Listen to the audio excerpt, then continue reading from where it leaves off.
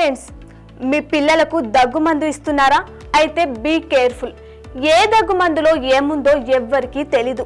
Cough సిరపే అనుకుని light తీసుకుంటే ప్రాణాలే పోయే ప్రమాదం ఉంది. తమ పిల్లలకు దగ్గు తగ్గేందుకు పేరెంట్స్ కాఫ్ సిరప్ ఇస్తే వాళ్ళ ప్రాణాలు పోయిన ఘటనలు మధ్యప్రదేశ్, రాజస్థాన్ లో జరిగాయి.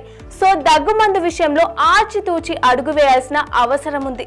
ఈ నేపథ్యంలో కేంద్ర ఆరోగ్య మంత్రిత్వ శాఖ కీలక ప్రకటన చేసింది. 2 years కంటే తక్కువ ఏజ్ ఉన్న పిల్లలకు ఎట్టి పరిస్థితుల్లోనూ దగ్గు సిరప్లు ఇవ్వకూడదని స్పష్టంగా తెలిపింది. మధ్యప్రదేశ్, రాజస్థాన్ లో దగ్గు సిరప్ వల్ల 11 మంది పిల్లలు మరణించినట్లు వార్తలు రావడంతో కేంద్రం ఇటువంటి హెచ్చరిక జారీ చేసింది. 2 ఏళ్లలోపు చిన్నాలకు దగ్గు, జలుబు మందులు సూచించడం కానీ ఇవ్వడం కానీ చేయకూడదని ఆదేశిస్తూ రాష్ట్ర ప్రభుత్వాలకు తెలిపింది. ఈ మేరకు కేంద్ర వైద్యారోగ్య శాఖ శుక్రవారం అన్ని రాష్ట్రాల వైద్యారోగ్య సేవల డైరెక్టర్లకు లేఖలు రాసింది.